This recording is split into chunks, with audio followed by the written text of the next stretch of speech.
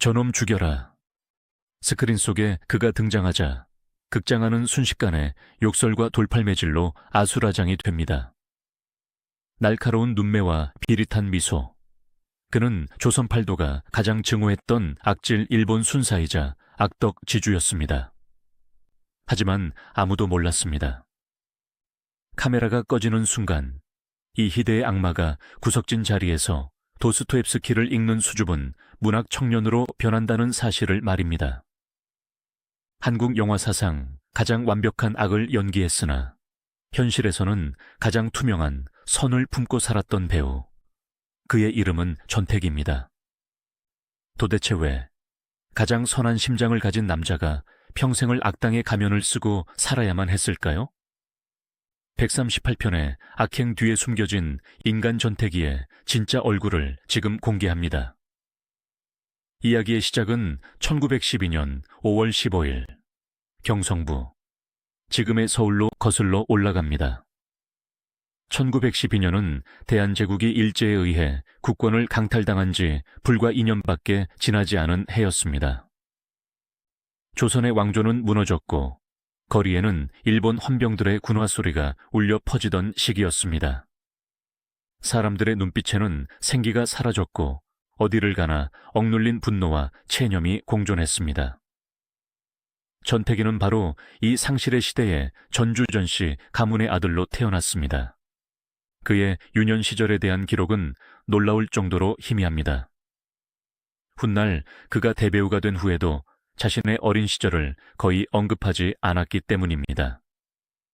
하지만 우리는 당시의 시대상을 통해 소년 전태기가 겪었을 정서적 풍경을 짐작해 볼 수 있습니다. 나라 잃은 백성으로 태어난 아이들에게 꿈이라는 단어는 사치와도 같았습니다. 학교에서는 일본어를 국어라 부르며 배워야 했고 자신의 이름조차 일본식으로 바꿔야 하는 굴욕을 감내하며 성장했을 것입니다. 청년기로 접어들던 1920년대 후반과 1930년대 초반, 암울했던 식민지 조선의 청춘들을 열광시킨 새로운 문물이 등장했습니다. 바로 활동사진 영화였습니다. 어두운 극장 안에 앉아 있으면 잠시나마 식민지의 비참한 현실을 잊을 수 있었습니다. 스크린 속 세상은 꿈이었고 탈출구였습니다. 당시 영화는 무성영화 시대였습니다.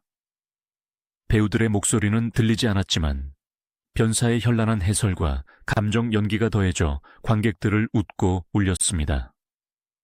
청년 전태기 역시 그 마법 같은 빛의 세계에 매료되었습니다. 특히 1926년 나웅규가 만든 영화 이 조선 전역을 강타했을 때 전태기의 나이는 15살이었습니다.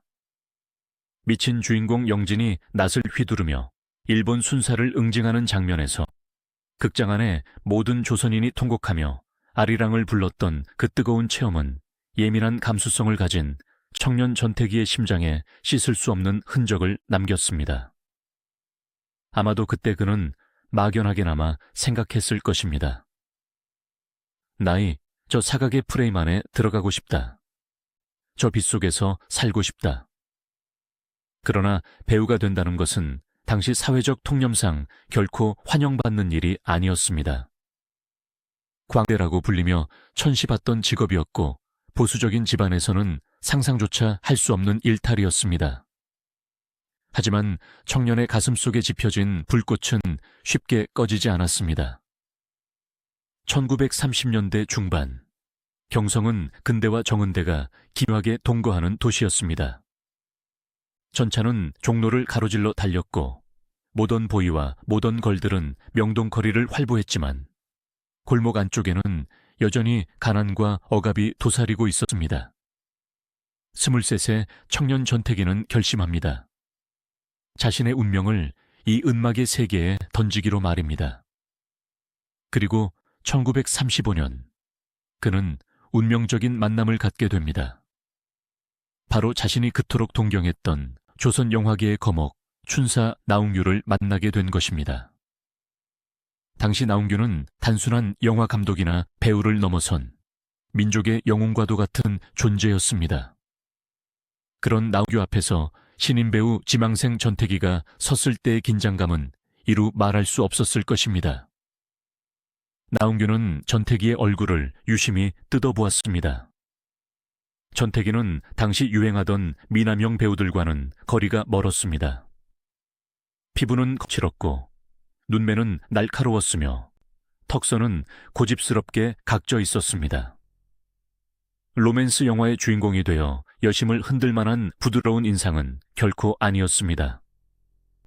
나홍규는 그 투박하고 강렬한 인상 속에서 무언가를 발견했습니다. 그것은 바로 시대의 어두운 이면을 표현할 수 있는 얼굴, 즉 악의 가능성이었습니다. 나홍규는 그에게 영웅이 될 관상은 아니지만 영웅을 빛나게 할 수는 있겠다고 말했습니다. 이 판단은 정확했습니다. 그리고 전태기 역시 자신의 위치를 빠르게 받아들였습니다. 그는 헛된 환상을 좇지 않았습니다. 자신이 꽃이 될 수 없다면 꽃을 피우기 위한 걸음이 되거나 혹은 그 꽃을 꺾으려 드는 가시덤불이 되겠다고 다짐했습니다. 그렇게 1935년 나홍규 감독의 영화 강 건너 마을을 통해 전태기는 공식적으로 영화 배우의 길에 들어섭니다. 그의 데뷔작 배역은 조선인 악덕 지주였습니다. 첫 영화, 첫 역할부터 그는 대중의 미움을 받는 자리에 섰습니다. 보통의 신인 배우라면 어떻게든 멋지고 정의로운 역할로 관객들에게 눈도장을 찍고 싶어 했을 것입니다. 하지만 전태기는 달랐습니다. 그는 악덕 지주라는 역할을 맡아 마치 제 옷을 입은 것처럼 표독스럽게 연기했습니다. 소장농들을 착취하고 그들의 고열을 짜내며 비열하게 웃는 그의 영인은 신인이라고는 믿기지 않을 만큼 리얼했습니다. 관객들은 스크린 속의 그를 보며 주먹을 쥐었습니다. 데뷔작에서부터 그는 욕먹는 배우로서의 자질을 유감없이 발휘했습니다. 이어진 1936년, 그는 아리랑 3편에 캐스팅됩니다. 이번 역할은 더욱 치명적이었습니다. 바로 일제 순사보조 역이었습니다. 1930년대 후반은 일제의 탄압이 극에 달해 가던 시기였습니다. 조선인으로서 일본 순사의 앞잡이 노릇을 하는 보조원, 일본인 순사보다 더 큰 증오의 대상이었습니다. 동포를 팔아넘기고 일제에 기생하는 기생충 같은 존재. 배우로서 이런 역할을 맡는다는 것은 엄청난 용기가 필요한 일이었습니다. 길거리에서 돌을 맞을 수도 있었고 가족들에게조차 외면당할 수 있는 배역이었습니다. 그러나 전태기는 망설임 없이 순사 복장을 입었습니다. 그는 영화라는 예술이 완성되기 위해서는 절대적인 악이 존재해야 한다고 믿었습니다. 주인공의 고난이 깊어질수록 그 고난을 극복했을 때의 카타르시스는 커집니다. 그 고난의 깊이를 만드는 것이 바로 자신의 몫이라 생각했습니다. 그는 촬영장에서 철저하게 고립을 자처했습니다. 악역에 몰입하기 위해 동료 배우들과 농담을 주고받는 것도 피했습니다. 카메라 앞에 서면 그의 눈빛은 맹수처럼 변했습니다. 당시 촬영 현장을 지켜본 스태프들의 증언에 따르면 전태기가 순사 모자를 쓰고 세트장에 나타나면 엑스트라 배우들조차 겁을 먹고 슬금슬금 피했다고 합니다. 그는 단순히 대사를 읊는 것이 아니라 그 시대가 뿜어내는 공포 그 자체가 되려고 했습니다. 아리랑 3편이 상영되던 날, 극장 안은 분노로 들끓었습니다. 관객들은 전태기가 등장할 때마다 야유를 퍼부었고 어떤 이는 스크린을 향해 침을 뱉기도 했습니다. 배우 전태기에게 쏟아진 그 비난과 저주는 역설적으로 그가 얼마나 완벽하게 자신의 임무를 수행했는지를 보여주는 훈장이었습니다. 그렇게 전태기는 식민지 조선의 영화계에서 대체 불가능한 악역 전문 배우로 자리매김하기 시작했습니다. 하지만 시대는 점점 더 어두운 터널로 들어서고 있었습니다. 1937년 중일전쟁이 발발하면서 일제는 영화를 전쟁 선전 도구로 이용하기 시작했습니다. 조선 영화령이 공포되었고 우리말로 된 영화를 만드는 것조차 힘들어졌습니다. 많은 영화인이 변절하거나 붓을 꺾어야 했습니다. 이 혼란스러운 시기에도 전태기는 묵묵히 현장을 지켰습니다.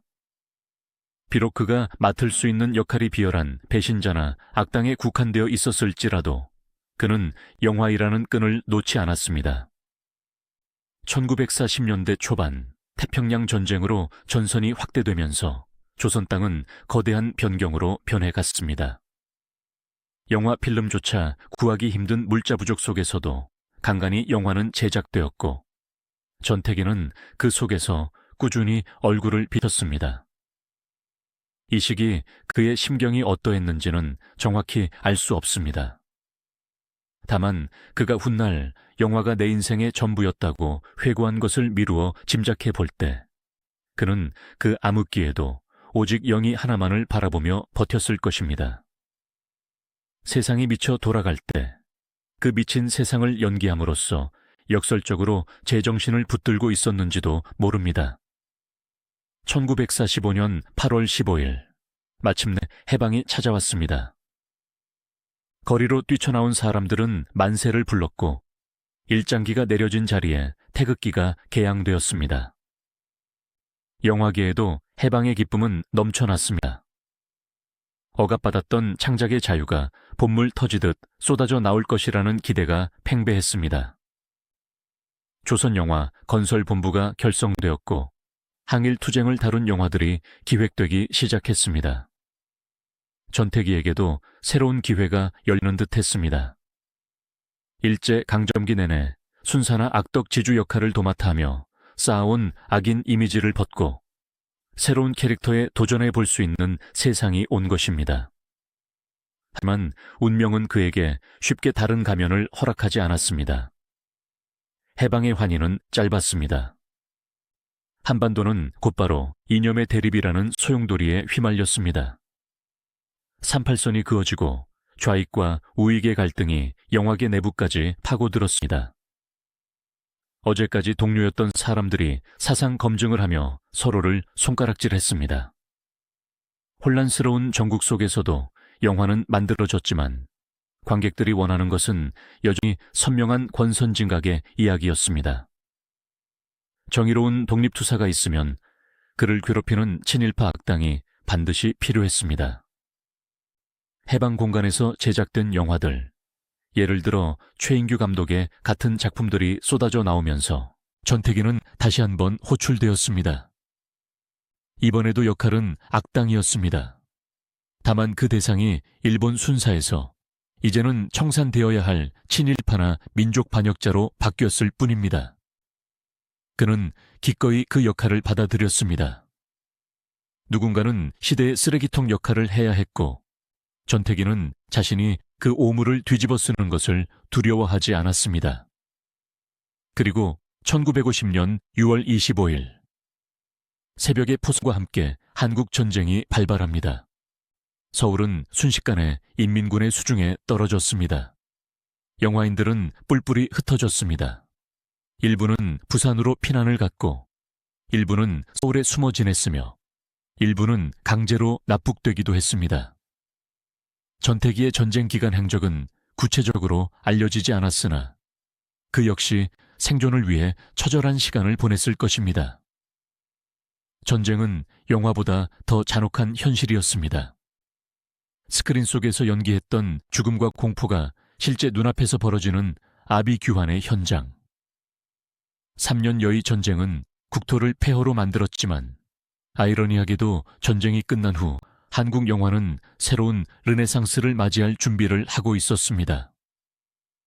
폐허 위에서 사람들은 더욱더 이야기에 굶주려 했고 극장은 고통스러운 현실을 잊게 해주는 마취제와도 같았습니다. 전쟁이 멈춘 1953년 휴전 협정이 체결되고 서울로 환도한 영화인들은 다시 카메라를 들었습니다. 충무로는 다시 활기를 찾기 시작했습니다. 그리고 1955년 전태기의 연기 인생에 있어 그리고 한국 영화사에 있어 기념비적인 작품 하나가 탄생합니다. 바로 이강천 감독의 입니다. 지리산 빨치산의 최후를 다룬 이 영화는 단순한 방공 영화를 넘어 극한 상황에 놓인 인간의 본성을 탐구한 걸작으로 평가받습니다. 이 영화에서 전태기는 북한군 대위 역할을 맡습니다. 그런데 이 배역은 단순한 악역이 아니었습니다. 그는 잔인하고 냉혹하지만 동시에 생존 본능에 충실한 입체적인 악인이었습니다. 의 촬영 현장은 험난했습니다. 실제 지리산 자락을 오르내리며 촬영이 진행되었고 배우와 스태프들은 추위와 배고픔에 시달려야 했습니다. 전태기는 이 영화에서 자신의 모든 에너지를 쏟아부었습니다. 그의 눈빛은 굶주린 늑대처럼 번뜩였고 부하들을 다그치는 목소리는 쇠를 긁는 듯 날카로웠습니다. 당시 극장에서 이 영화를 본 관객들의 증언은 전설처럼 내려옵니다. 전태기의 얼굴이 클로즈업 될 때마다 앞자리에 앉은 아이들이 자지러지게 울어대서 영화를 제대로 볼 수가 없었다. 어찌나 연기를 잘하던지 길 가다 만나면 돌멩이라도 던지고 싶을 정도였다. 그는 을 통해 1950년대 한국 대중들에게 공포의 아이콘으로 확실하게 각인되었습니다. 전쟁의 공포가 아직 뇌리에서 사라지지 않았던 시절, 전태기는 그 공포를 시각적으로 형상화한 존재였습니다. 사람들은 그를 보며 몸서리쳤지만 동시에 그가 파멸하는 결말을 보며 카타르시스를 느꼈습니다. 그는 대중들의 집단적인 트라우마를 자극하고 해소해주는 무당과도 같은 역할을 수행한 셈입니다. 1950년대 중반, 바야흐로 전태기의 전성시대, 악역 전태기의 시대가 열린 것입니다. 1950년대 중반을 넘어 1960년대로 향해 가던 대한민국은 혼돈과 활기가 공존하던 거대한 용광로와 같았습니다. 전쟁의 포효는 걷혔지만 거리는 여전히 가난했고 사람들의 삶은 팍팍했습니다. 바로 이 시기 전태기라는 배우의 존재감은 단순히 연기를 잘하는 조연 배우의 수준을 넘어 당대 한국 사회가 품고 있던 불안과 공포를 투영하는 하나의 사회적 현상이 되기 시작합니다. 에서 보여준 그 서늘한 광기는 서막에 불과했습니다. 충무로의 모든 감독은 시나리오에 악당이 등장하면 묻지도 따지지도 않고 전태기의 이름을 적어 넣었습니다. 관객을 단 1초 만에 불쾌하게 만들 수 있는 배우는 전태기뿐이다 라는 말이 공공연하게 돌 정도였으니까요. 1956년 신상옥 감독의 영화와 1917년 애원의 고백으로 이어지는 그의 필모그래피를 살펴보면 전태기가 맡은 역할들은 하나같이 당시 서민들을 괴롭히던 사회악의 결정체였습니다.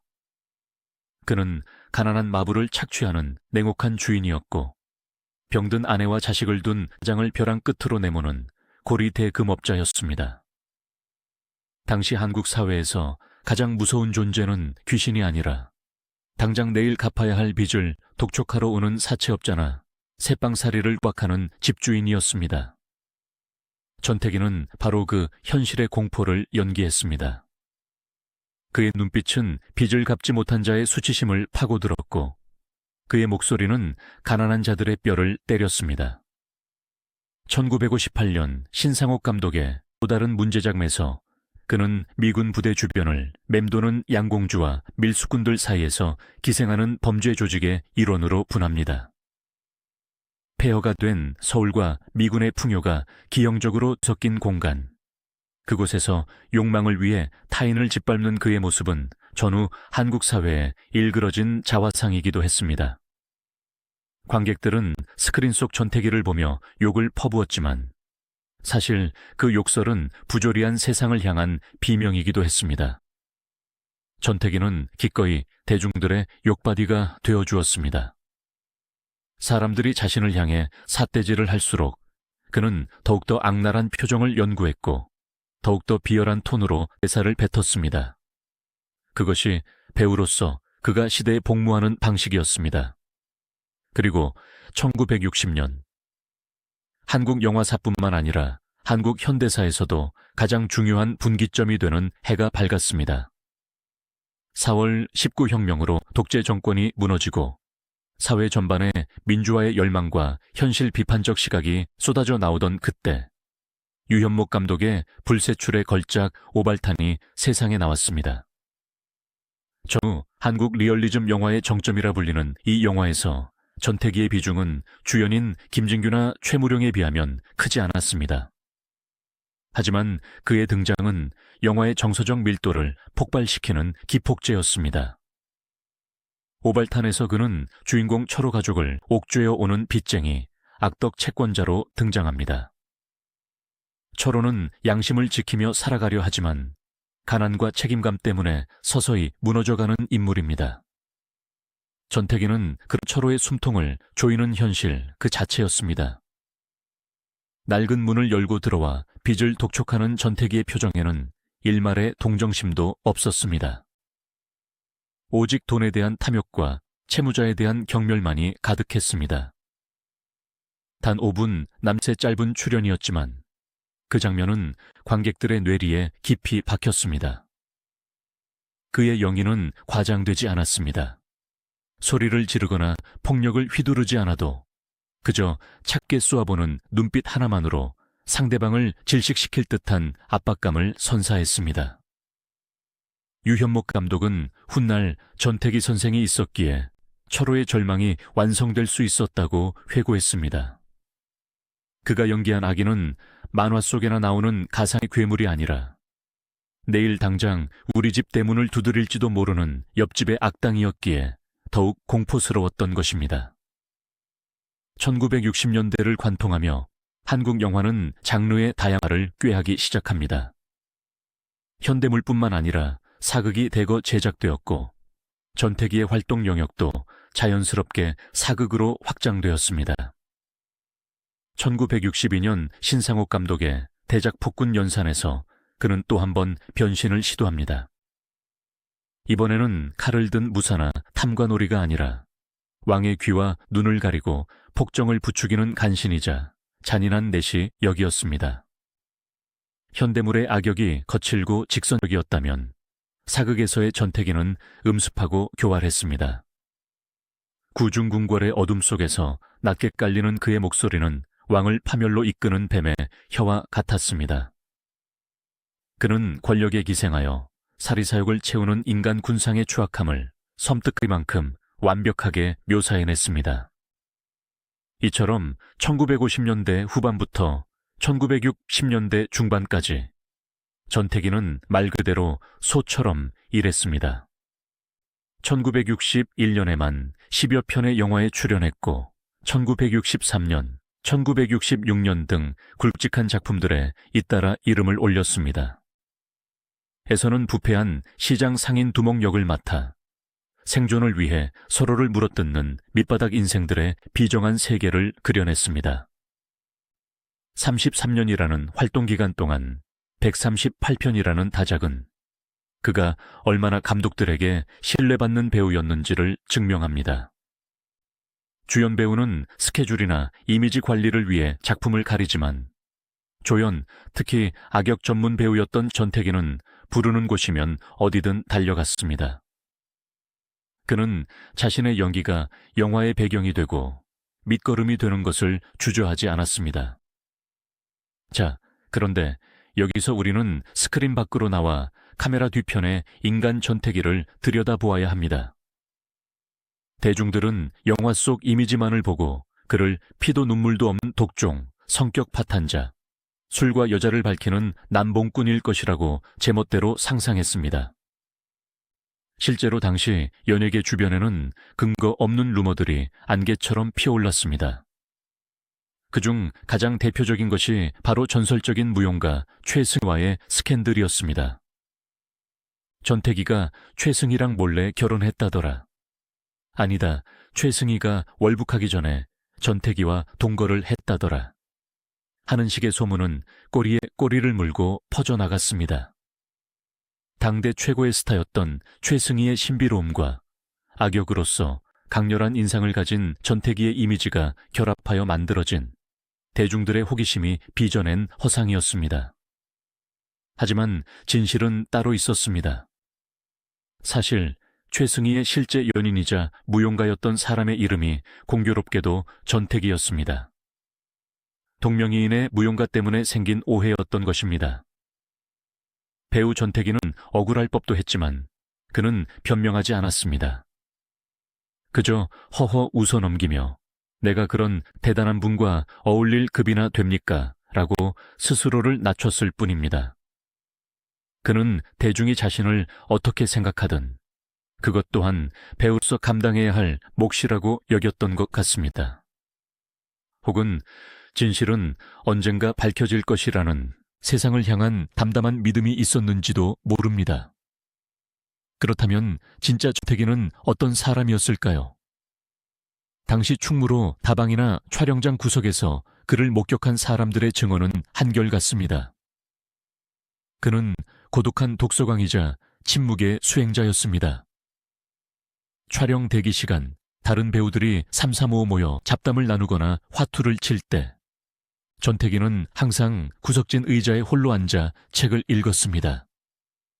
그가 읽던 책들은 가벼운 잡지가 아니라 주로 역사서나 철학 서적들이었다고 합니다. 악당의 분장을 한 채 피칠갑을 한 의상을 입고 도스토옙스키나 사마천의 사기를 읽고 있는 전태기의 모습, 상상이 되십니까? 그 이질적인 풍경이야말로 전태기라는 인간의 깊이를 보여주는 단면입니다. 신상옥 감독은 회고록에서 전태기를 이렇게 묘사했습니다. 그는 촬영장에서 가장 예의 바른 신사였다.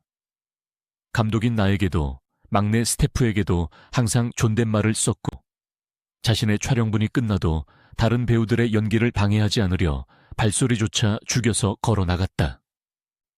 악역을 연기하기 위해 온갖 험한 표정을 짓다가도 컷! 소리가 나면 언제 그랬냐는 듯 순박한 눈빛으로 돌아와 수고하셨습니다. 라며 고개를 숙이는 배우.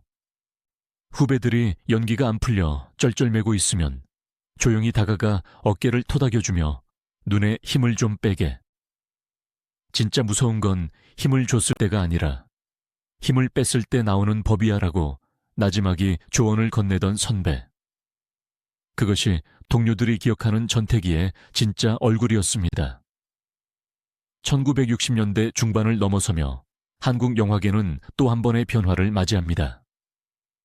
컬러 TV 방송의 시작이 예고되고 있었고 젊고 새로운 감각을 지닌 배우들이 대거 등장하면서 세대교체의 바람이 불기 시작했습니다. 신성일, 엄앵란 콤비가 청춘 영화의 붐을 일으켰고 영화의 트렌드는 무거운 리얼리즘에서 가볍고 화려한 로맨스로 옮겨가고 있었습니다. 이러한 변화 속에서 1930년대부터 활동해온 굵은 선과 비장미를 가진 9세대 배우들의 설 자리는 조금씩 좁아지고 있었습니다. 전태기 역시 이 흐름을 감지하고 있었습니다. 섭외 전화는 조금씩 줄어들었고 그에게 주어지는 배역의 비중도 점차 작아졌습니다. 하지만 그는 조급해하지 않았습니다. 배우는 밀물처럼 왔다가 썰물처럼 가는 것이라는 자연의 이치를 그는 강에서 낚싯대를 들이우며 이미 깨닫고 있었던 것일까요? 1966년, 1967년 그는 여전히 현장에 있었지만 그의 마음은 서서히 정리의 시간을 가지고 있었는지도 모릅니다. 그리고 1968년 그는 김기덕 감독의 영화 예외에 출연합니다. 이 영화는 3명의 여성이 겪는 각기 다른 사랑과 배신을 다룬 멜로드라마였습니다. 이 영화가 자신의 마지막 은막 출연작이 될 것이라는 사실을 그때 그는 알고 있었을까요? 영화 여의 촬영을 마친 어느 날 그는 조용히 짐을 챙겨 촬영장을 떠났습니다. 여느 때처럼 스태프들에게 수고들 했소라는 짧은 인사를 남기고 말이죠. 그것이 끝이었습니다. 그 후로 어떤 영화 포스터에서도 어떤 영화의 엔딩 크레딧에서도 전태기라는 이름 3글자를 찾아볼 수 없게 되었습니다. 은퇴식도 없었습니다. 그동안 사랑해 주셔서 감사합니다. 라는 흔한 인사말도 없었습니다. 그는 마치 연극이 끝난 무대 뒤로 사라지는 배우처럼 혹은 안개가 걷히듯 스르륵 영화계에서 자취를 감췄습니다. 33년 동안 138편의 영화에서 한국 영화의 허리를 지탱했던 거목치고는 너무나도 조용하고 전태기다운 퇴장이었습니다. 세상 사람들은 바쁜 일상 속에서 그가 사라졌다는 사실조차 금세 잊어버렸습니다. 스크린 위에서는 그토록 시끄러운 악당이었던 그가 떠날 때는 세상에서 가장 조용한 사람이 되어 사라진 것입니다. 그렇게 1968년 배우 전태기의 일막이 내리고 인간 전태기의 이막, 길고 긴 고도의 시간이 시작되었습니다. 화려한 조명이 꺼진 후 서울의 한 귀퉁이 낡은 집에서 시작된 그의 노년은 과연 어떤 모습이었을까요?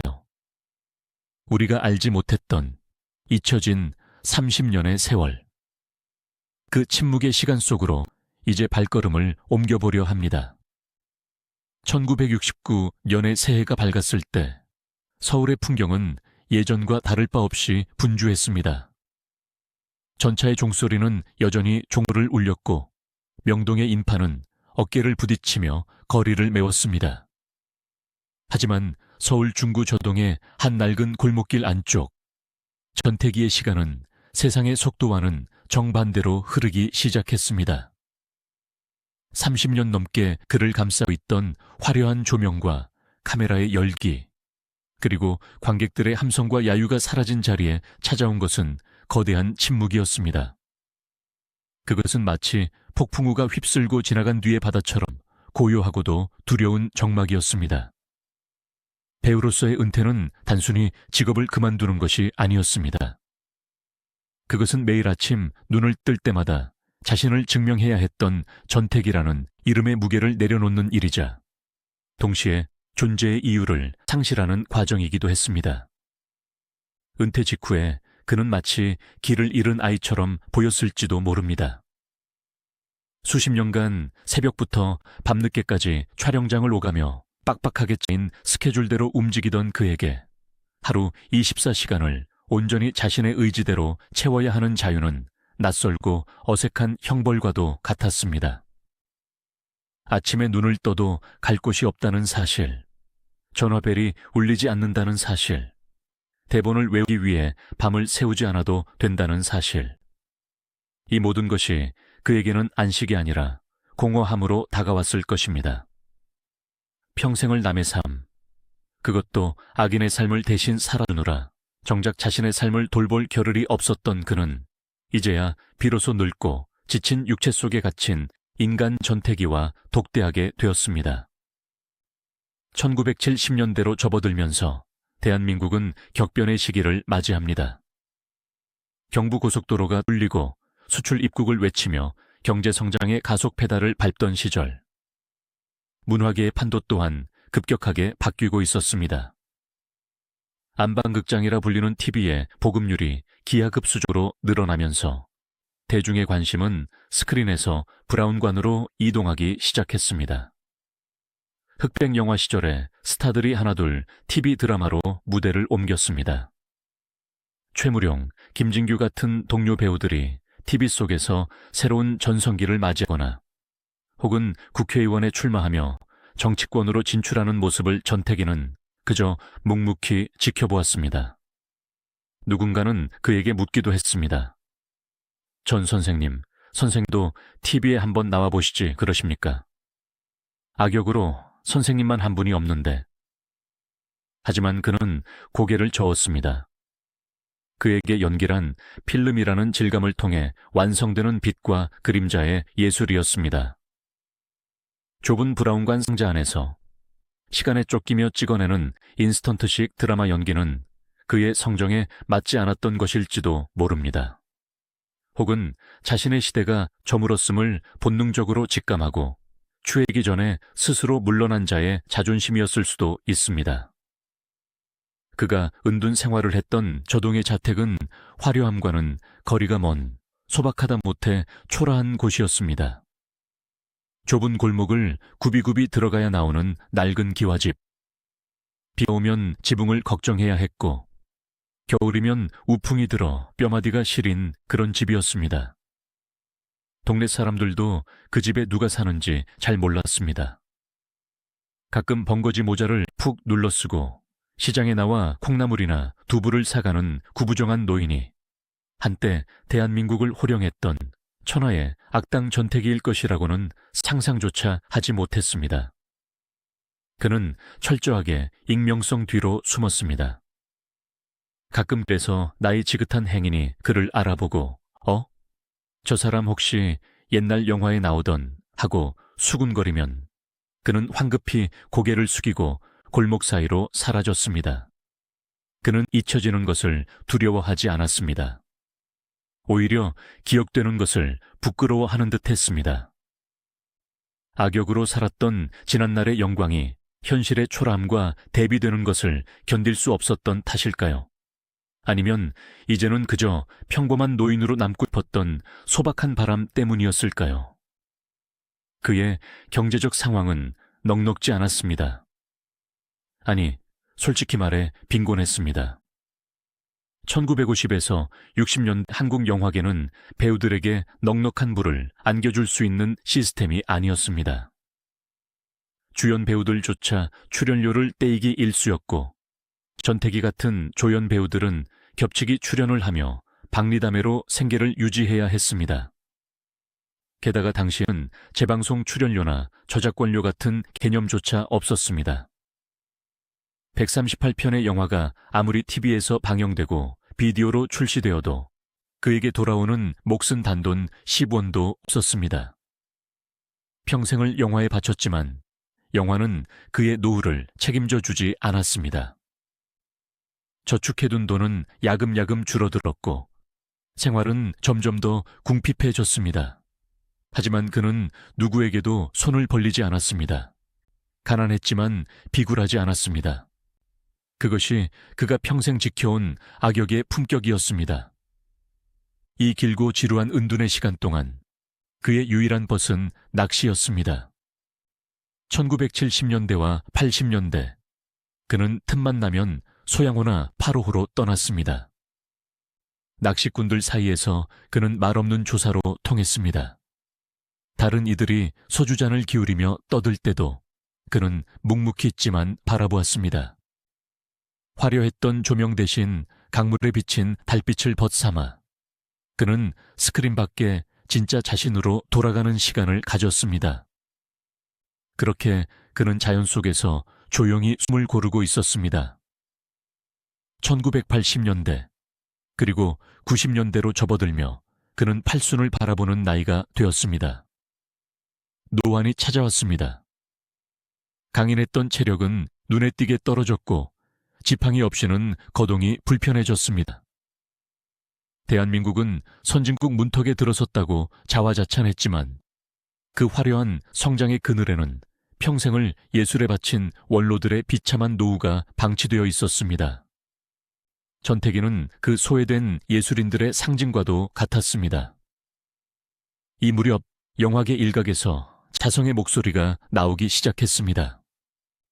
한국 영화 70년사를 되돌아보며 잊혀진 원로들을 재조명하고 그들의 처우를 개선해야 한다는 움직임이 일었습니다.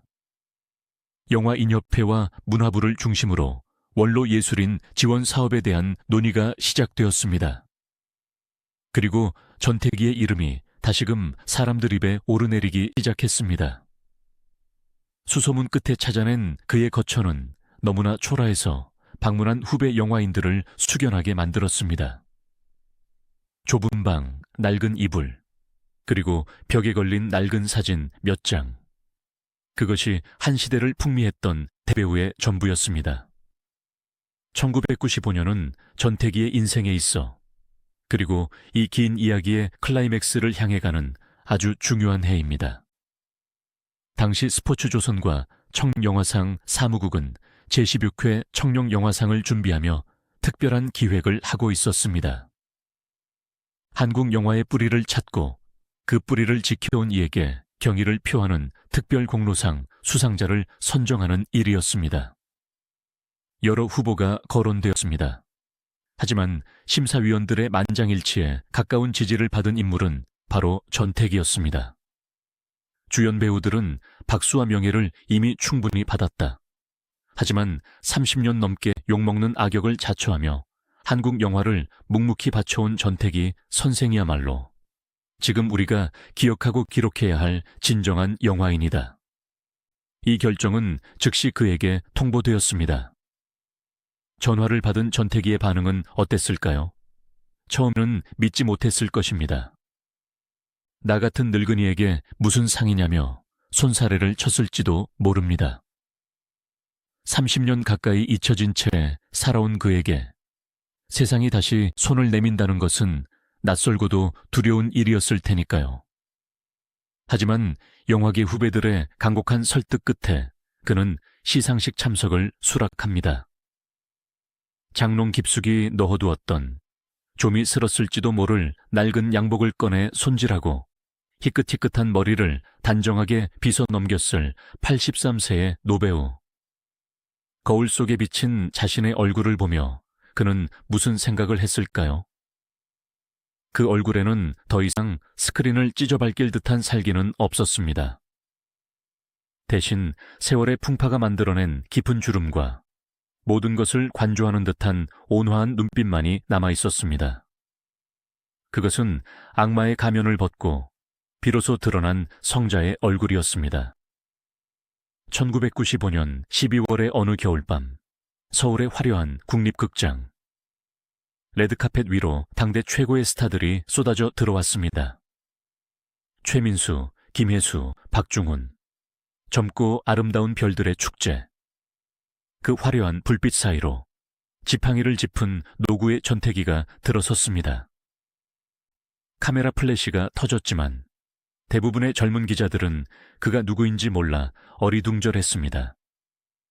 하지만 그 자리에 있던 원로 영화인들과 중견 감독들은 자리에서 일어나 그를 맞이했습니다. 어떤 이의 눈에는 눈물이 고였습니다. 그것은 단순히 한 노인에 대한 예우가 아니었습니다. 한국 영화에 고난했던 역사, 그 가시밭길을 맨발로 걸어온 성우자에 대한 존경과 속죄의 눈물이었습니다. 시상식장은 열기로 가득 찼습니다. 화려한 축하 공연이 끝나고 드디어 특별공로상 시상 순서가 되었습니다. 무대 뒤 대기실, 전태기는 마른 입을 죽이며 긴장된 표정으로 자신의 차례를 기다리고 있었습니다. 33년 동안 138년이나 섰던 카메라 앞이지만 이날만큼은 데뷔 시절의 신인 배우처럼 가슴이 뛰었을 것입니다. 이것은 연기가 아니었으니까요. 짜여진 각본도 연출된 조명도 없는 인간 전태기로서 생애 처음이자 마지막으로 세상의 중심 서는 순간이었으니까요. 사회자의 호명과 함께 객석을 가득 메운 수천 명의 관객과 후배 영화인들이 일제히 기립했습니다. 3층 발코니석까지 가득 찬 인파가 보는 박수 소리는 거대한 파도처럼 무대로 밀려들었습니다. 그 우레와 같은 함성 속에서 전태기는 자리에서 천천히 일어났습니다. 83세의 노구. 관절은 삐걱거렸고 다리에는 힘이 들어가지 않았지만 그는 지팡이를 꽉 쥐고 허리를 곧게 폈습니다. 그것은 평생을 배우로서 당당하게 살아온 자의 마지막 자존심이었습니다. 레드카펫이 깔린 계단을 오르는 그의 뒷모습은 위태로워 보였지만 동시에 숭고했습니다. 젊은 시절 날렵하게 담장을 뛰어넘고 산비탈을 구르던 액션 배우의 모습은 온데간데 없었지만 그 느릿한 걸음 하나하나에는 한국 영화 70년의 역사가 묵직하게 실려 있었습니다. 무대 중앙에 선 그는 눈이 부신 듯 잠시 미간을 찌푸렸습니다. 그리고 객석을 응시했습니다. 그곳에는 20대 톱스타들부터 백발이 성성한 원로 감독들까지 한국 영화의 과거, 현재, 미래가 모두 모여 그를 바라보고 있었습니다. 트로피가 그의 손에 건네졌습니다. 묵직했습니다. 금빛으로 빛나는 청룡 트로피.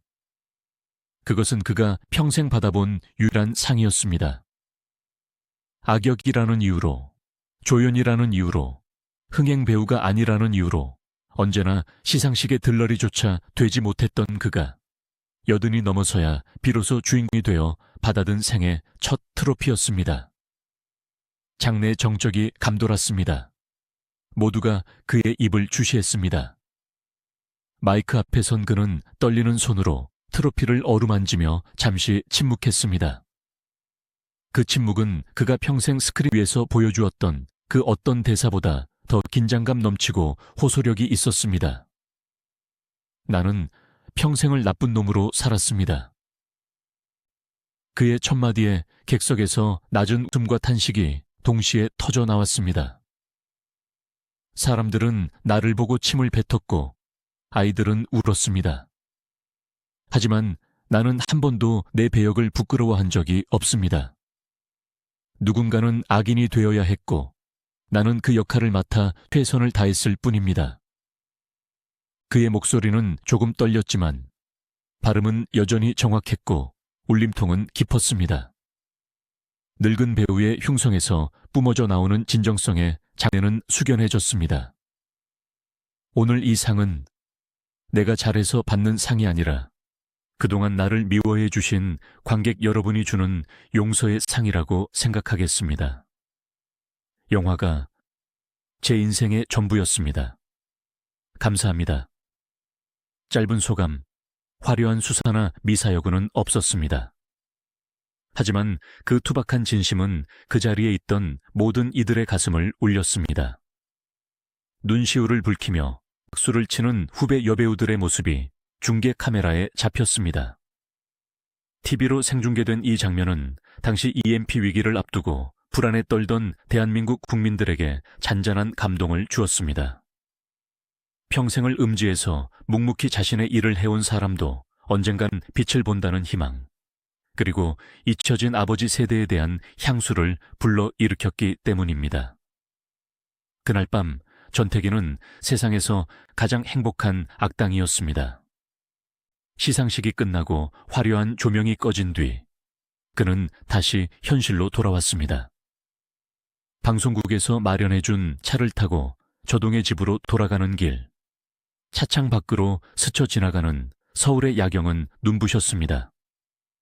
한강의 다리들은 형형색색의 조명으로 빛났고 강남의 빌딩 숲은 거대했습니다.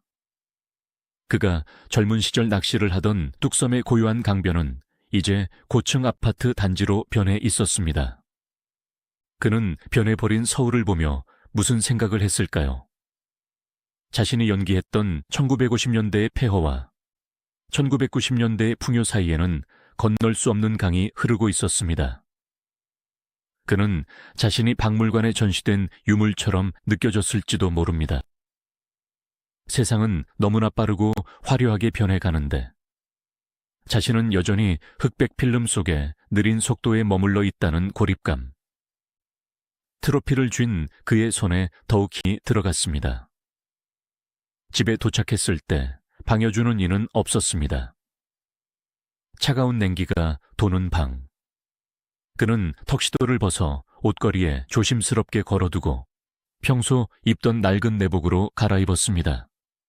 그리고 청룡영화상 트로피를 낡은 서랍장 위에 올려두었습니다. 그 옆에는 낚싯지와 너덜너덜해진 대본 몇 권이 놓여 있었습니다. 세상에서 가장 화려한 영광의 지표와 세상에서 가장 소박한 삶의 흔적이 기묘하게 동거하는 공간. 그는 트로피를 한참 동안 바라보다가 이내 불을 끄고 자리에 누웠습니다. 그날 밤 그는 꿈속에서 다시 1935년의 촬영장으로 돌았을지도 모릅니다. 나운규 감독이 레디, 고를 외치고 젊은 전태기가 눈을 부라리며 악역 연기를 시작하는 그 뜨거웠던 현장으로 말입니다. 1996년 새해가 밝았습니다. 청룡영화상 수상은 그에게 잠시나마 세간의 관심을 불러일으켰지만 그것이 그의 삶을 근본적으로 바꿔놓지는 못했습니다. 며칠간 기자들의 전화가 오고 인터뷰 요청이 있었지만 잠잠해졌습니다. 대중의 냄비 같은 관심은 금세 식어버렸고 그는 다시 잊혀진 노인으로 돌아왔습니다. 하지만 변화가 아주 없었던 것은 아닙니다. 문화체육부에서 시행한 예술인 복지제도의 대상자로 선정되어 매달 소액의 생활보조금을 받게 된 것입니다. 큰 돈은 아니었지만 수입이 전무했던 그에게는 생명줄과도 같은 돈이었습니다. 쌀을 사고 연탄을 들이고 병원비를 낼 수 있는 최소한의 안전장치가 마련된 셈입니다.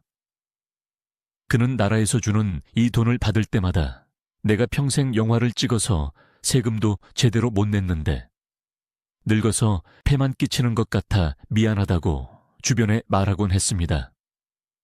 끝까지 염치와 체면을 중시했던 꼿꼿한 선비의 마음가짐이었습니다. 1996년과 1997년 전태기의 건강은 급격히 나빠졌습니다. 노화는 예고 없이 찾아오는 손님처럼 불쑥불쑥 그의 몸을 침범했습니다. 다리의 통증이 심해져 낚시를 가는 횟수가 줄어들었고 나중에는 집 앞 골목을 산책하는 것조차 버거워졌습니다. 하지만 육체가 쇠약해질수록 그의 정신은 더욱 투명해지는 듯했습니다. 그는 방 안에 누워 라디오를 듣거나 옛날 신문 스크랩을 뒤적이며 시간을 보냈습니다. 이 시기 그는 자신의 영희 인생 복귀하는 시간을 가졌던 것으로 보입니다. 가족들의 전언에 따르면 그는 가끔 혼잣말로 대사를 웅얼거렸다고 합니다. 이놈들아, 내 돈 내놔라. 안 그러면 내 놈들 집을 다 불살라버릴 테다. 그것은 인하에서 했던 악독한 대사들이었습니다. 치매 증상이 아니었습니다. 그는 맑은 정신으로 자신이 평생 해왔던 연기의 호흡을 잊지 않기 위해 혹은 자신의 존재를 확인하기 위해 끊임없이 연습을 했던 것입니다. 목소리는 예전처럼 우렁차지 않았고 쉰소리가 섞여 나왔지만 그 눈빛만은 여전히 살아있었습니다. 죽는 숨까지 배우로 남고 싶었던 그의 처절한 몸부림이었습니다. 1997년 11월 대한민국은 건국 이래 최대 위기를 맞습니다. 바로 IMF 외환위기입니다. 국가부도 사태가 선언되고 기업들이 줄도산하고 수많은 가장이 거리로 내몰렸습니다. TV뉴스에서는 연일 우울한 소식이 쏟아졌습니다. 금 모으기 운동이 시작되었고 사람들의 표정에는 절망과 공포가 가득했습니다. 저동의 낡은 방에서 뉴스를 듣던 전태기는 묘한 기시감을 느꼈을 것입니다. 1950년대 전쟁 직후의 폐허, 1960년대 보릿고개의 가난.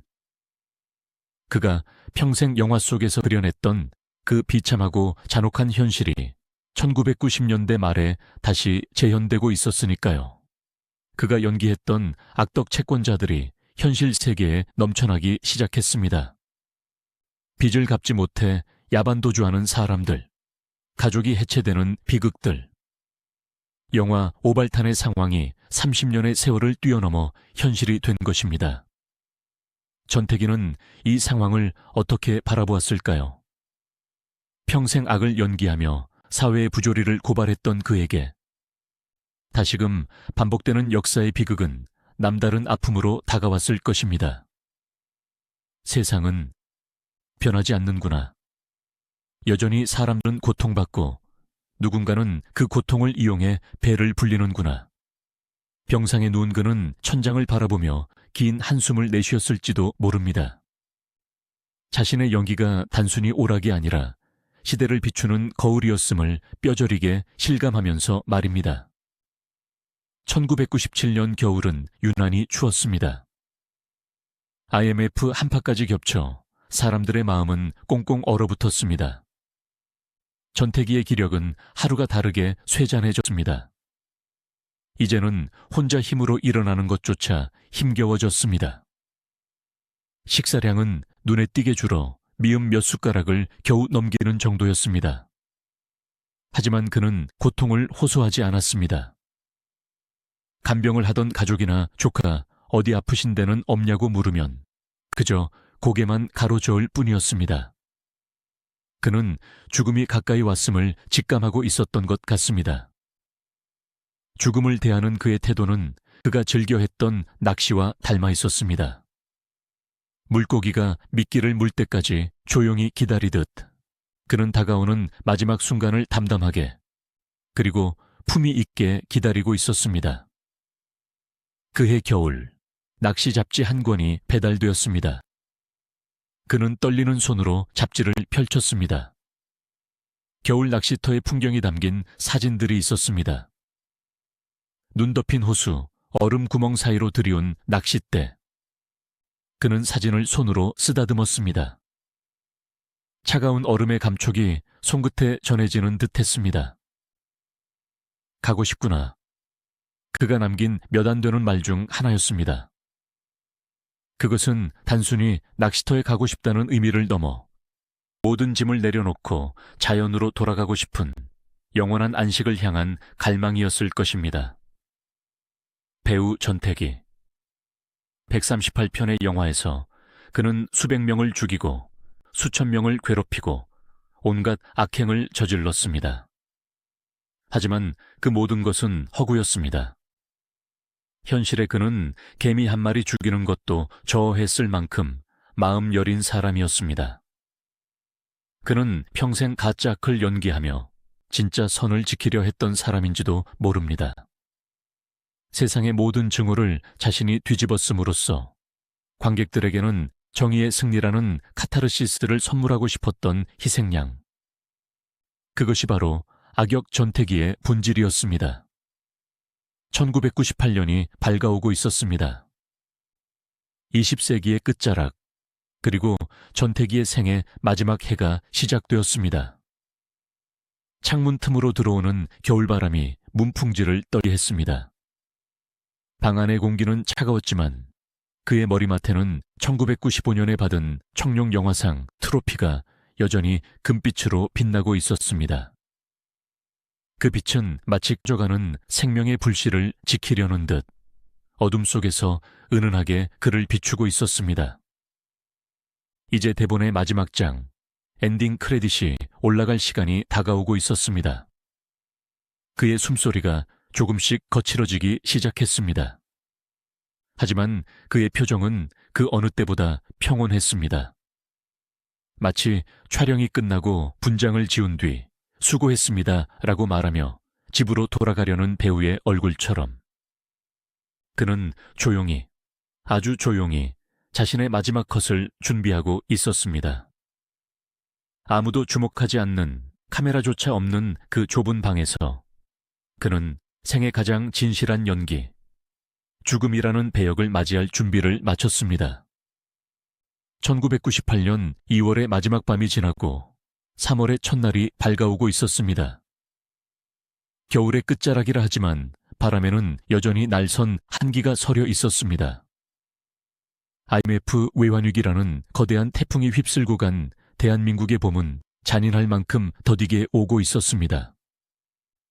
거리에는 실직자들의 한숨이 깔려 있었고 사람들의 발걸음은 무거웠습니다. 세상이 온통 먹구름에 덮여 있던 그 시기, 서울 중구 조동의 낡은 단독주택방 한 칸에도 짙은 어둠이 내려앉아 있었습니다. 그 어둠 속에서 한 노인이 가쁜 숨을 몰아쉬고 있었습니다. 한국 영화 70년사를 온몸으로 증언해 온 배우 전태기의 생명시계가 서서히 멈춰가고 있었습니다. 방 안은 고요했습니다. 째깍거리는 벽시계 소리와 노인의 거친 숨소리만이 공간을 채우고 있었습니다. 그는 며칠째 식음을 전폐한 상태였습니다. 물 한 모금 넘기는 것조차 버거운 육신이었지만 그의 정신만은 마지막 촛불처럼 위태롭게, 그러나 선명하게 타오르고 있었습니다. 죽음을 앞둔 사람의 눈에는 지나온 삶이 주마등처럼 스쳐간다고들 합니다. 그 순간 전태기의 눈앞에는 어떤 풍경들이 펼쳐지고 있었을까요? 1935년 나운규 감독 앞에서 잔뜩 긴장한 차에 서 있던 23세 청년 전태기. 해방의 환희 속에서 만세를 부르던 군중들. 6.25 전쟁의 포화 속에서 필름통을 끌어안고 피난길에 올랐던 동료들, 그리고 촬영장의 뜨거운 조명 아래서 컷 소리와 함께 악마의 가면을 벗고 이마의 땀을 닦아내던 수많은 순간들. 138편의 영화, 수천 번의 삶과 죽음. 그는 스크린 속에서 수도 없이 총에 맞아 죽고, 칼에 찔려 죽고, 벼랑 끝에서 떨어져 죽었습니다. 악인의 최후는 언제나 비참해야 했으니까요. 하지만 지금 그가 맞이하고 있는 현실의 죽음은 영화 속 그 어떤 장면과도 달랐습니다. 비명도, 원망도, 피 흘림도 없는 그저 낙엽이 지르듯 자연스럽고 고요한 소멸이었습니다. 1998년 3월 2일 새벽. 동이 트기 전에 푸르스름한 어둠이 창문을 두드리고 있었습니다. 전태기는 감았던 눈을 힘겹게 떴습니다. 이제 갈 때가 되었구나. 그는 마음속으로 되뇌었을 것입니다. 평생을 기다림 속에서 살았던 사람. 촬영장에서 자신의 순서가 오기를 기다렸고, 낚시터에서 물고기가 오기를 기다렸으며, 대중들이 자신의 진심을 알아주기를 기다렸던 배우. 이제 그는 생의 마지막 기다림을 끝내려 하고 있었습니다. 죽음이라는 이름의 거대한 물고기가 자신의 낚싯바늘을 무는 순간을 그는 두려움 없이 받아들였습니다. 그의 뇌리에 마지막으로 스친 생각은 무엇이었을까요? 1955년 촬영, 당시 지리산의 차가운 바람이었을까요?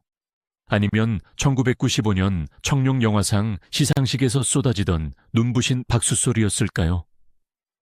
어쩌면 그 모든 영광과 회한을 뒤로하고 그저 아무도 없는 조용한 강가에 홀로 앉아 찌를 바라보는 평화로운 풍경이었을지도 모릅니다.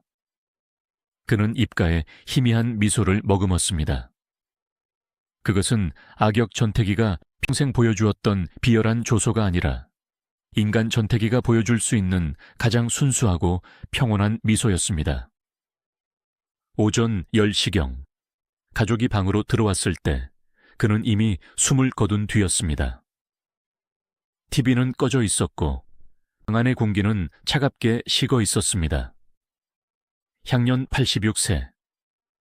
한국 영화계의 거목은 그렇게 1998년 3월 2일 봄이 오는 길목에서 조용히 쓰러졌습니다. 그의 죽음은 너무나도 정적이었습니다. 요란한 기계음도, 의사들의 다급한 외침도 없는 자택에서의 임종. 그것은 평생을 남을 돋보이게 하는 조연으로 살며 자신의 삶을 철저히 감추어왔던 그에게 가장 어울리는 엔딩씬이었습니다. 하지만 그의 죽음 뒤에 찾아온 현실은 너무나 쓸쓸하고 비정했습니다. 당신은 IMF 사태로 온 나라가 패닉 상태에 빠져 있던 때였습니다. 매일 아침 신문 일면에는 대기업의 부도 소식과 실업자들의 비극적인 사연이 도배되고 있었습니다. 사람들은 당장 먹고 사는 문제에 치여 왕년의 스타가 세상을 떠났다는 소식에 귀를 기울일 여유가 없었습니다. 장례식장은 서울 적자병원 연간실에 마련되었습니다. 1990년대 말 스타들의 장례식장은 을의 수많은 취재진과 동료 연예인들 그리고 울음을 터뜨리는 팬들로 인산인해를 이루곤 했습니다. 하지만 전태기의 빈소는 텅 비어 있었습니다. 썰렁하다 못해 냉기가 돌 정도였습니다. 가족들은 조촐하게 장례를 치르기로 했습니다. 그것이 고인의 뜻이기도 했습니다. 내 죽음을 널리 알리지 마라. 폐에 끼치기 싫다. 평소 그의 성품대로였습니다. 영화계에도 공식적으로 부고를 돌리지 않았습니다. 소식을 듣고 아름아름 찾아온 몇몇 원로 영화인들과 그를 기억하는 소수의 올드 팬들만이 빈소를 지켰습니다. 하얀 국화꽃 몇 송이만이 덩그러니 놓인 제단 위. 영정 사진 속의 전태기는 여전히 그 강렬한 눈빛으로 세상을 쏘아보고 있었습니다. 하지만 그 눈빛은 이제 더 이상 무섭지 않았습니다. 오히려 자네들, 왜 그리 슬퍼하나? 인생이란 다 그런 것 아닌가 라며 산자들을 위로하는 듯 했습니다. 조문을 온 한원로 감독은 영정 앞에서 소주잔을 기울이며 이렇게 탄식했다고 합니다. 형님, 영화 속에서는 천하를 호령하는 악당이시더니 가실 때는 어찌 이리도 쓸쓸하게 가십니까? 세상이 참 야속합니다. 그 많던 관객들은 다 어디 가고 형님 혼자 이렇게 누워 계십니까? 그의 탄식은 텅 빈 장례식장의 벽에 부딪혀 공허하게 메아리 쳤습니다. 138편의 영화에 출연하며 한국 영화의 황금기를 이끌었던 주역의 마지막 치고는 너무나도 초라한 대접이었습니다. 하지만 전태기는 그 초라함마저도 묵묵히 받아들이고 있는 듯 했습니다. 1998년 3월 4일 발인식이 치러졌습니다. 그의 유해는 운구체에 실려 병원을 빠져나갔습니다. 30년 전 그가 음막을 떠날 때처럼 마지막 떠나는 길에도 팡파르는 없었습니다. 그가 평생을 살았던 서울의 거리, 그가 그토록 사랑했던 영화관들이 즐비한 충무로 거리를 지나 그는 한 줌의 재가 되어 자연으로 돌아갔습니다. 다음 날 조간신문 한 구석에 짤막한 기사가 실렸습니다. 조선일보 부고란 단 3줄의 문장이었습니다. 한국 영화 원로배우 전태기 씨 2일 노환으로 별세. 향년 86세. 1935년 데뷔해 피아골, 오발탄 등 100여 편 출연. 그의 86년 인생, 33년의 연기 열정, 138편의 필모그래피가 단오십자, 남짓한 활자로 압축되어 사라졌습니다. 바로 옆면에는 경제 위기를 다룬 특집 기사가 대문짝만하게 실려 있었습니다. 시대의 비극 속에서 한 개인의 위대한 역사는 그렇게 소리 없이 묻혔습니다. 하지만 이것이 끝이 아니었습니다.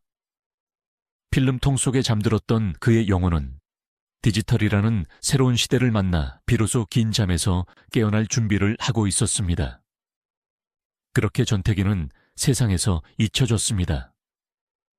1998년의 봄은 그 어느 때보다 잔인하게 지나갔습니다. 사람들은 생존을 위해 몸부림쳤고 과거를 돌아볼 틈이 없었습니다. 흑백 영화 시대의 영웅들은 하나둘 역사의 뒤양일로 사라졌고 새로운 세기의 컬러풀한 스타들이 그 자리를 메웠습니다. 전태기의 이름은 영화 데이터베이스의 깊은 곳에 화석처럼 묻혀버린 듯 했습니다. 그러나 여러분, 죽음은 끝이 아닙니다. 육체는 소멸했지만 그가 남긴 잔상은 사라지지 않았습니다. 전태기라는 배우가 남긴 138개의 그림자는 필름통 속에 잠들어 있다가 누군가 꺼내주기를 기다리고 있었습니다. 진정평가는 관 뚜껑을 덮은 뒤에 시작된다고 했던가요? 그가 떠나고 강산이 2번이나 변한 2015년 지금 우리는 왜 다시 전태기를 호출하는 것일까요? 그가 떠난 빈자리는 생각보다 컸습니다. 그가 사라진 후 한국 영화계에는 수많은 악역이 등장했습니다. 하지만 전태기처럼 보는 것만으로도 압도적인 공포를 주면서 동시에 시대의 아픔을 대변하는 페르소나를 가진 배우는 다시 나오지 않았습니다. 후배 배우들은 그를 흉내낼 수는 있었지만 그가 가진 시대의 눈빛은 흉내낼 수 없었습니다. 전태기의 악역은 단순한 연기가 아니라 일제 강점기와 전쟁, 그리고 독재와 가난이라는 한국 근현대사의 질곡이 빚어낸 결정체였기 때문입니다. 1998년 전태기라는 거목이 쓰러진 후 한국 사회는 마치 질주하는 기관차처럼 21세기를 향해 달려갔습니다. 밀레니엄의 흥분이 세상을 뒤덮었고 2002년 월드컵의 붉은 물결이 광장을 메웠으며 한류라는 거대한 파도가 아시아를 넘어 세계로 뻗어나갔습니다. 한국 영화 역시 르네상스를 맞이했습니다. 공동경구역 JSA, 같은 걸작들이 쏟아져 나왔고 한국 배우들의 얼굴이 칸과 할리우드를 장식했습니다. 화려한 디지털 시대, 4K 해상도와 CG로 무장한 현대 영화의 홍수 속에서 흑백 필름 속에 갇힌 전태기의 존재는 영원히 잊혀지는 듯했습니다. 사람들은 더 이상 낡고 비가 내리는 화면, 지직거리는 사운드의 고전 영화를 찾지 않는 것처럼 보였습니다. 그러나 역설적이게도 기술의 발전은 망각 속에 묻혀있던 그를 다시 수면 위로 끌어올리는 계기가 되었습니다. 2000년대 중반부터 시작된 한국영상자료원의 고전영화 디지털 복원 사업은 전태기의 디지털 부활을 알리는 신호탄이었습니다. 곰팡이가 슬고 식초 냄새가 진동하던 낡은 필름통들이 하나둘 열렸습니다. 전문가들의 손길을 거쳐 스크래치가 지워지고 흐릿했던 명암이 되살아나고 뭉개졌던 목소리가 선명하게 복원되었습니다. 상암동의 차가운 수장고 속에서 잠자던 138명의 전태기가 긴 잠에서 깨어나 인터넷이라는 새로운 바다를 항해하기 시작한 것입니다. 복원된 이 재개봉되고 의 고화질 영상이 유튜브와 VOD 서비스를 통해 공개되자 놀라운 반응이 일어나기 시작했습니다. 1950년대를 경험하지 못한 2030세대, 심지어 10대 영화학도들 사이에서 저 배우 누구냐는 질문이 터져 나온 것입니다. 그들은 전태기의 연기에서 촌스러움이 아닌 시대를 앞서간 모던함을 발견했습니다. 당시 대부분의 배우가 연극조의 과장된 발성과 몸짓에 의존하고 있을 때 전태기는 놀라울 정도로 절제된 연기를 보여주었기 때문입니다. 그는 소리를 지르기보다 침묵했고 팔을 휘두르기보다 눈썹 하나를 까딱이는 것으로 감정을 표현했습니다. 요즘 말로 하면 힘을 뺀 연기, 미니멀리즘 연기의 원형을 보여준 셈입니다. 젊은 관객들과 영화 평론가들은 인터넷 커뮤니티와 블로그, 유튜브에 전태기에 대한 분석글을 올리기 시작했습니다. 이 아저씨, 눈빛이 요즘 누아르 영화 악당보다 더 살벌하다. 목소리 톤이 긁히는 듯하면서도 딕션이 정확해서 소름 돋는다. 한국의 크리스토퍼 리 혹은 잭 팰런스다라는 찬사가 이어졌습니다. 그가 생전 그토록 듣고 싶었을지도 모를, 그러나 악역이라는 이유로 듣지 못했던 영희 그 자체에 대한 호평이 그가 죽은 지 10년, 20년이 지나서야 쏟아지기 시작한 것입니다. 특히 2010년대 이후 한국 영화계에 매력적인 악역 열풍이 불면서 전태기는 재평가의 중심에 서게 됩니다. 의 김윤석, 악마를 보았다의 최민식, 의 윤계상과 손석구로 이어지는 K무비 빌런의 계보를 거슬러 올라가다 보면 그 맨 꼭대기에 전태기라는 거대한 뿌리가 박혀 있음을 부인할 수 없게 된 것입니다. 후배 배우들은 인터뷰에서 악역 연기를 연구할 때 전태기 선생님의 영화를 찾아본다고 고백하기 시작했습니다. 그는 단순히 나쁜 짓을 하는 캐릭터가 아니라 악역에게도 품격과 아우라가 필요함을 증명한 최초의 배우였습니다. 영화평론가 정성일은 한 칼럼에서 전태기를 이렇게 회고했습니다. 그는 스크린의 공기를 바꾸는 배우였다. 그가 등장하면 화면의 온도가 3도쯤 떨어지는 것 같았다. 그것은 기술이 아니라 배우가 타고난 기질과 후천적인 고독이 결합해야만 나올 수 있는 마법이다. 이 평가는 정확했습니다. 전태기의 서늘함은 영희 학원에서 배울 수 있는 것이 아니었습니다. 그것은 식민지의 서름과 전쟁의 참혹함, 그리고 그 모든 시대를 묵묵히 견뎌낸 인간의 내면 깊은 곳에서 우러나오는 진짜 어둠이었기에 2025년의 관객들에게도 시공간을 초월한 공포와 전율을 전달할 수 있었던 것입니다. 또한 그의 사생활에 대한 재조명 작업도 이루어졌습니다. 그가 생전 철저히 숨겼던 낚시광으로서의 면모, 촬영장에서 보여주었던 신사적인 태도, 그리고 쓸쓸했던 말년의 모습이 방송 다큐멘터리와 유튜브 콘텐츠를 통해 알려지면서 대중들은 그에게 연민을 느끼기 시작했습니다. 영화에서는 천하의 죽일 놈이었는데 실제로는 저렇게 외롭고 순수한 사람이었다니. 이러한 반전 매력은 그를 단순한 옛날 배우에서 스토리가 있는 예술가로 격상시켰습니다. 사람들은 이제 그를 미워하는 것이 아니라 그가 짊어졌던 악역의 무게를 이해하고 위로하고 싶어 했습니다. 2020년대 들어 유튜브와 OTT 플랫폼이 활성화되면서 전태기의 출연작들은 알고리즘을 타고 전 세계로 퍼져나갔습니다. 한국 고전영화 채널에 올라온 나 영상에는 영어, 스페인어, 베트남어, 아랍어 등 다양한 언어의 댓글이 달립니다. 이 영화의 악당은 믿을 수 없을 정도로 대단하다. 저 무서운 눈을 가진 배우는 누구인가? 외국인들 눈에도 전태기의 카리스마는 유효했습니다. 가장 한국적인 얼굴을 가진 악당이 가장 세계적인 공포를 전달하고 있는 셈입니다. 여기서 우리는 흥미로운 가정을 하나 해볼 수 있습니다. 만약 전태기가 1990년대가 아니라 2020년대에 활동했다면 어땠을까요? 넷플릭스 오리지널 시리즈의 메인 빌런으로 전 세계를 강타하지 않았을까요? 칸 영화제 레드카펫에서 그 특유의 묵직한 미소를 지으며 카메라 세례를 받지 않았을까요? 시대를 너무 앞서 태어났기에 혹은 너무 척박한 시대에 태어났기에 그는 국민 악역기라는 좁은 우리 안에 갇혀 있어야 했는지도 모릅니다. 하지만 그는 불평하지 않았습니다. 주어진 시대, 주어진 배역 안에서 최선을 다해 불꽃을 태웠습니다. 그 불꽃의 잔영이 너무나 강렬해서 70년이 지난 지금도 우리의 망막에 뚜렷하게 남아있는 것입니다. 2025년 현재 한국영상자료원 파주보존센터의 한곤항습 수장고.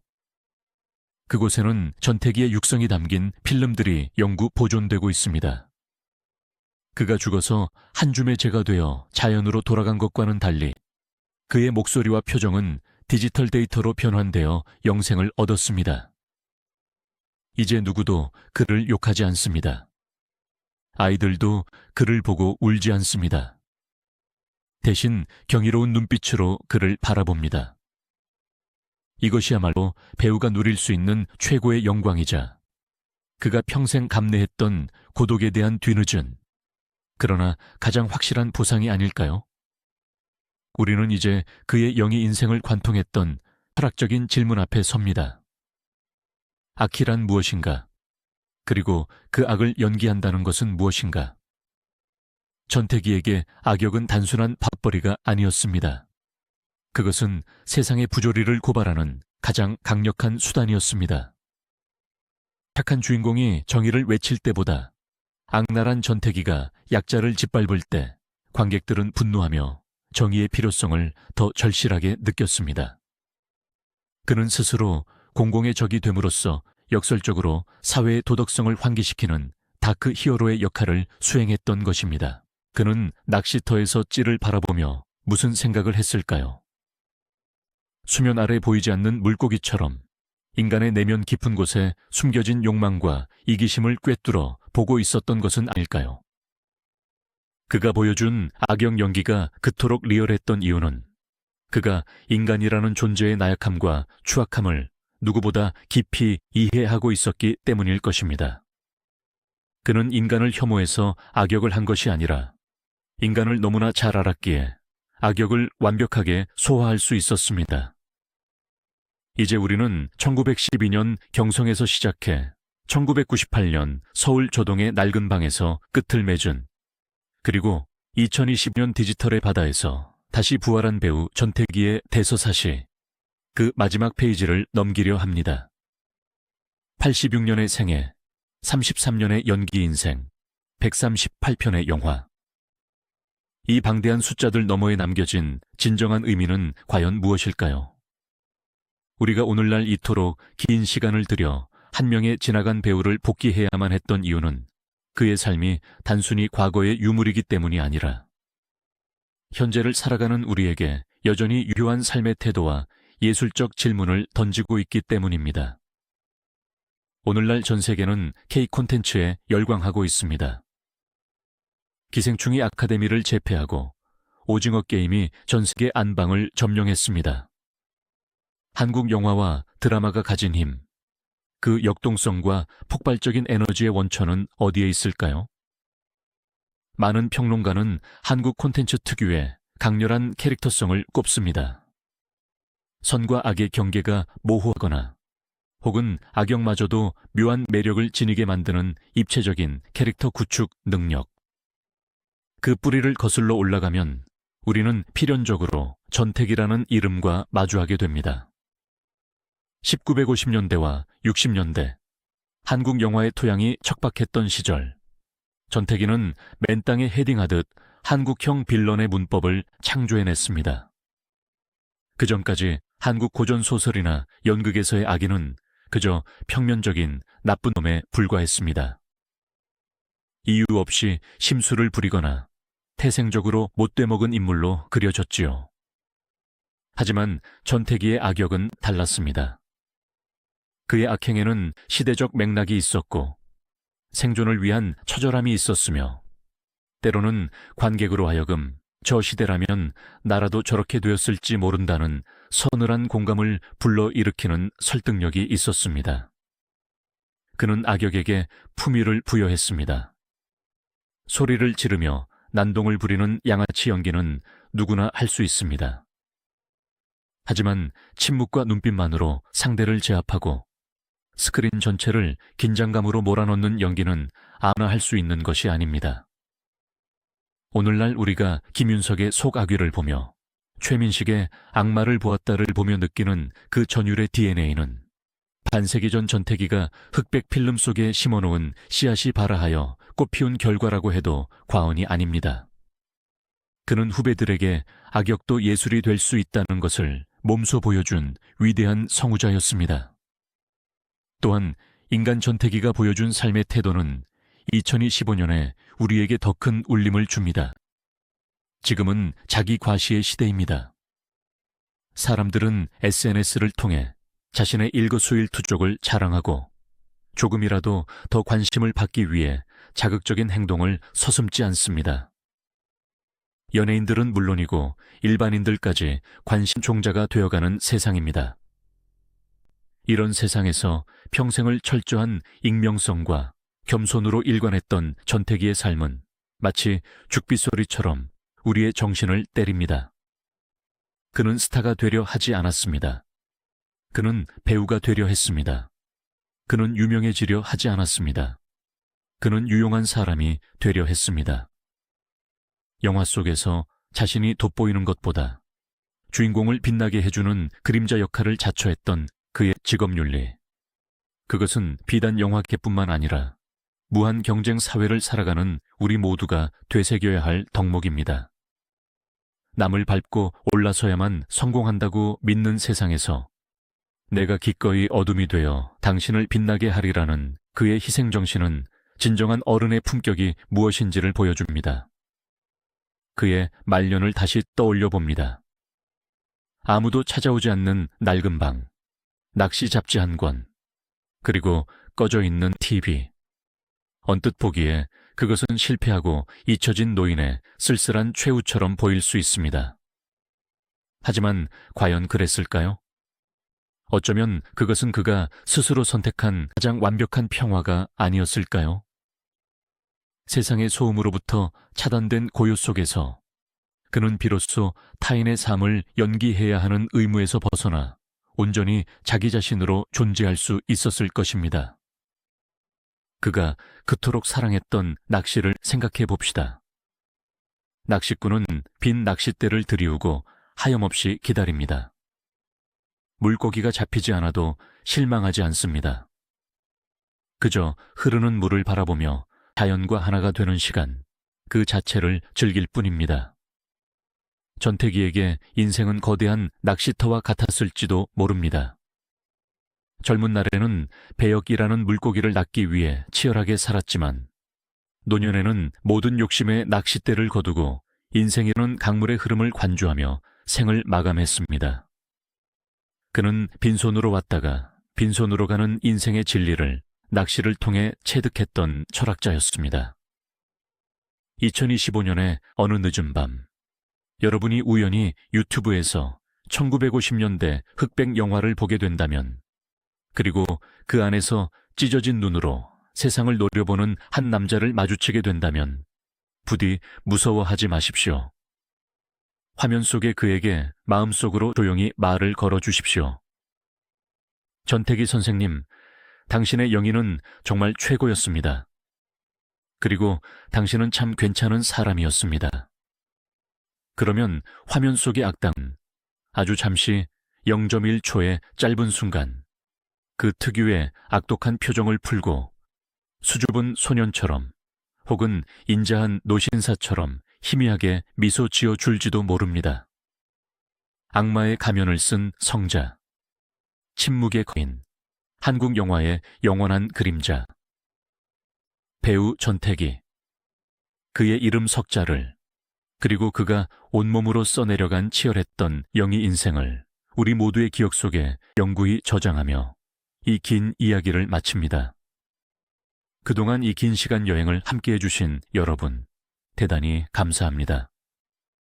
영화는 끝났지만 우리의 삶은 계속됩니다. 전태기 선생님이 그토록 사랑했던 영화처럼 여러분의 인생도 매 순간이 빛나는 명장면으로 가득 채워지기를 진심으로 기원합니다. 안녕히 계십시오.